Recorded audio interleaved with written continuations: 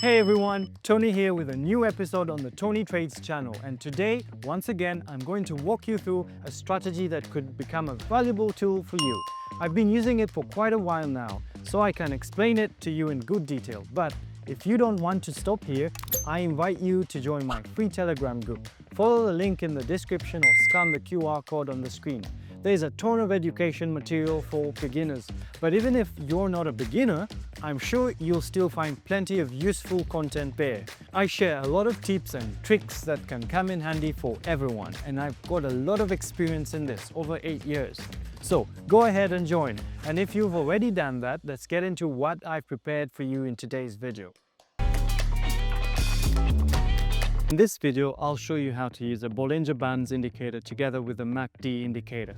We add both indicators to the chart and adjust the settings. For Bollinger Bands, we set the period to 20, which means that the central line will be an SMA with a period of 20, and we set the deviation to 2. Click the save and take note of how the chart changes. The MACD doesn't need any additional settings, so now we'll try to find a good signal. We watch how the candles are forming and where the price is on the chart. Here's an interesting setup. The price is trying to break through the center band of the indicator. We watch how the candles are forming and where the price is on the chart. Here's an interesting setup. The price is trying to break through the center band of the indicator. I believe that's just happened, so I open a buy trade. Let me explain why. We've got a confirming signal from the MACD. The green line is crossing the red one from below, and the histogram is above the 0 level.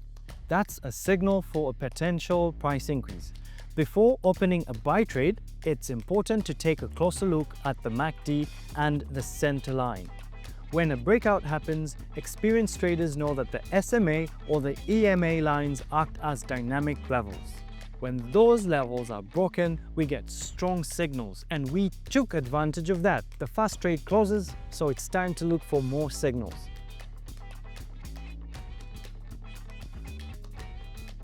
We see a crossover and how the chart is forming above the center line. The only thing that's a little concerning is the overall downtrend. Still, I decide to open a buy trade. The chart is moving toward the upper Bollinger Band. Even if this trade doesn't close in profit, we always have the option to use a loss recovery system. Right now, it seems like a mirrored movement is forming, and we're in a downtrend. The trade closes negatively, so we use the loss compensation system. Let's try to find a more reliable entry signal. We look at the Bollinger Bands, they're expanding, and it's tricky right now because MACD shows one picture while Bollinger Band shows another. Keep in mind, if the bands are expanding, we likely have a trend forming, and MACD helps confirm that. I open a 1-minute sell trade. It should cover the loss from the previous one. One downside of MACD is that it lags behind real price movements. Sometimes the histogram color changes quickly, but that's normal for short-term trading. If we were using hourly or 4-hour charts, there would be more signals. This trade closes. That is great.